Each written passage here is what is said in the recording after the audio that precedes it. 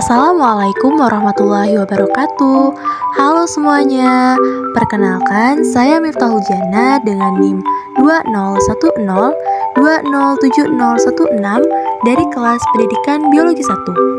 Di sini saya akan menampilkan video pembelajaran mengenai materi Kingdom Plante, submateri Spermatophyta untuk memenuhi tugas mata kuliah praktik pembelajaran mikro.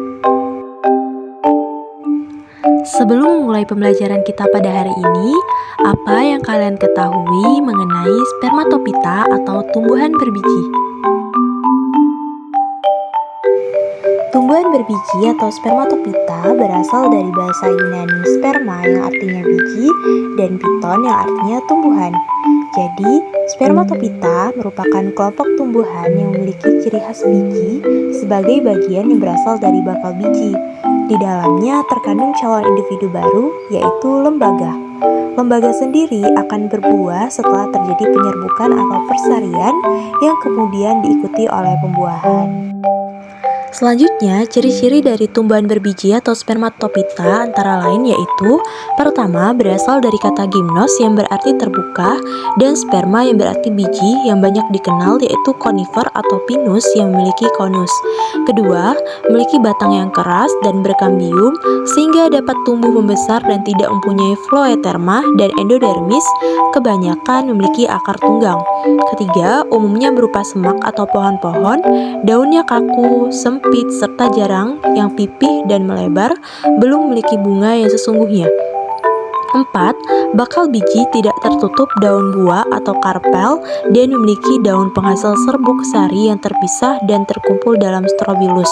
Yang terakhir, strobilus yang berbentuk kerucut, ada 2 strobilus jantan penghasil spermatozoid dan strobilus betina penghasil ovum. Di bumi kita ini tidak banyak lagi terdapat jenis tumbuhan berbiji terbuka.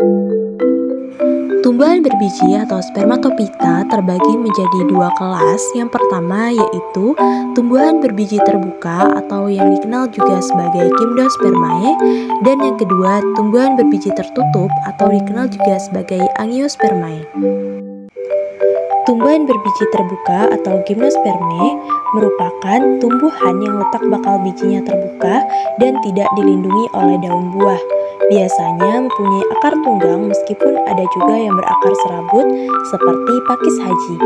Daunnya kaku, kecil, tebal, dan berbentuk seperti jarum. Tumbuhan biji terbuka dibagi menjadi 3 ordo. Yang pertama yaitu Cycadinae. Contoh dari Cycadinae adalah pakis haji. Yang kedua yaitu ada Gnetinae. Contohnya yaitu tanaman melinjo atau Gnetum gnemon. Dan yang terakhir Coniferae, contohnya yaitu Tusam atau Pinus mercusi. Berikutnya yaitu tumbuhan berbiji tertutup atau Angiospermae. Angiospermae adalah tumbuhan yang telah memiliki akar, daun, dan batang yang sesungguhnya. Menurut jumlah keping bijinya, tumbuhan biji tertutup dapat dibedakan menjadi tumbuhan berkeping 1 atau monokotil dan tumbuhan berkeping 2 yaitu dikotil. Tumbuhan monokotil adalah tumbuhan yang hanya mempunyai 1 daun lembaga pada bijinya.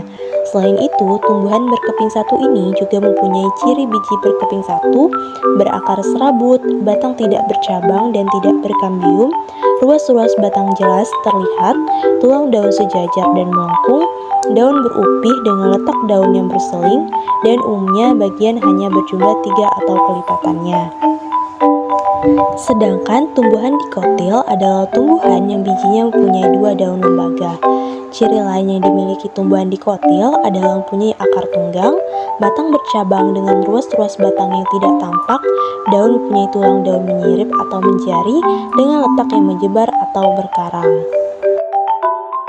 Berikutnya, tumbuhan monokotil terbagi menjadi beberapa suku atau famili, antara lain yang pertama, Gramineae atau suku rumput-rumputan, contohnya yaitu ada jagung atau Zea mays.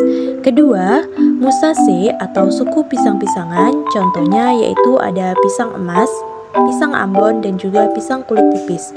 Yang ketiga, Palmae, yaitu suku pinang-pinangan, contohnya yaitu ada kelapa atau Cocos nucifera.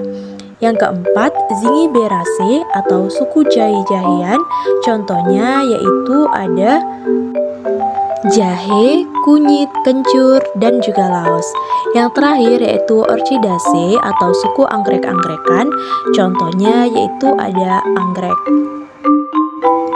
Selanjutnya yaitu tumbuhan berkeping dua atau dikotil yang memiliki beberapa suku atau famili antara lain Papilionaceae atau suku kacang-kacangan. Contohnya yaitu ada kacang panjang, kecipir, dan juga buncis. Yang kedua Solanaceae atau suku terung-terungan. Contohnya yaitu ada cabai, tembakau, dan juga kecubung. Yang ketiga Euphorbiaceae atau suku jarak-jarakan, contohnya yaitu ada jarak, karet, dan ubi kayu. Berikutnya Myrtaceae atau suku jambu-jambuan, contohnya yaitu ada jambu air, cengkih, dan juga salam. Dan Rosaceae, contohnya yaitu ada bunga mawar. Dan yang terakhir Cruciferae, contohnya yaitu ada sawi dan juga kubis. Selanjutnya, spermatopita atau tumbuhan berbiji memiliki banyak peranan, antara lain yang pertama sebagai bahan pangan, contohnya yaitu ada Oryza sativa atau padi dan Zea mais atau jagung. Kedua, sebagai bahan papan, contohnya yaitu ada Bambusa spinosa atau bambu. Yang ketiga, sebagai bahan sandang, contohnya yaitu ada Gossypium obtusifolium atau kapas. Dan yang terakhir, sebagai bahan rempah dan obat-obatan, contohnya yaitu ada Curcuma domestica atau kunyit. Baiklah, mungkin itu saja yang dapat saya sampaikan mengenai materi spermatopita pada pertemuan kali ini. Terima kasih. Wassalamualaikum warahmatullahi wabarakatuh.